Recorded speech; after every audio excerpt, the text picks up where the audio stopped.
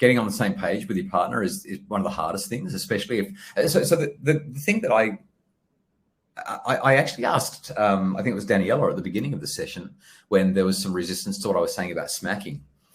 What would you need to hear? What evidence would need to be presented to you so that you would be open to considering a different viewpoint? That's a question that I ask people consistently when they are at loggerheads with me, because there's no point trying to have a conversation with somebody who isn't open to a different opinion. I think it was Epictetus that said it is impossible to teach a person something they think they already know.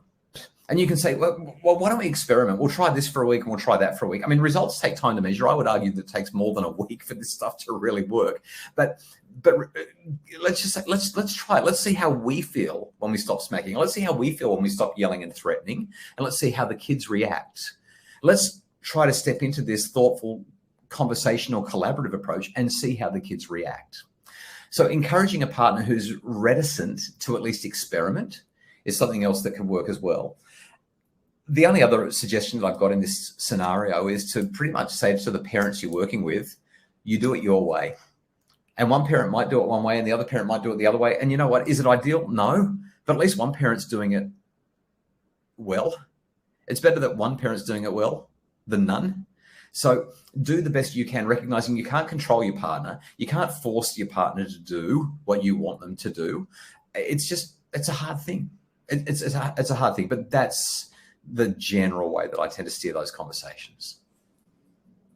Yeah, and I want to comment to that as well, Justin, which is actually really relevant for therapists, I think, is also to kind of guide parents into remembering to have a very compassionate approach towards each other when those situations arise. Because as parents, oftentimes we are trying to,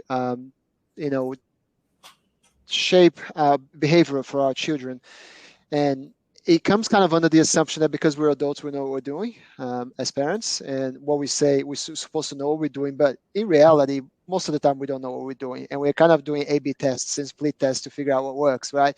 And sometimes, I'll give you a very, very good example of my toddler having a big tantrum. And I would go and try to talk sternly to him.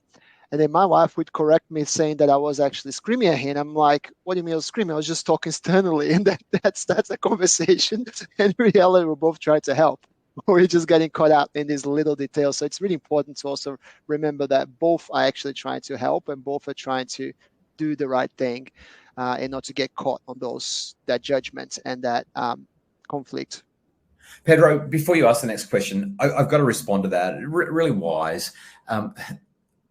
Having compassion for your partner and acknowledging that they are doing their best. It might be different to your best, but it's the best that they know right now.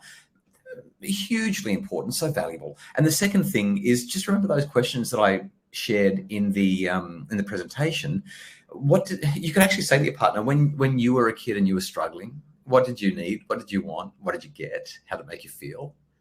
And even now as an adult, when you're struggling, what do you need? How does it make you feel?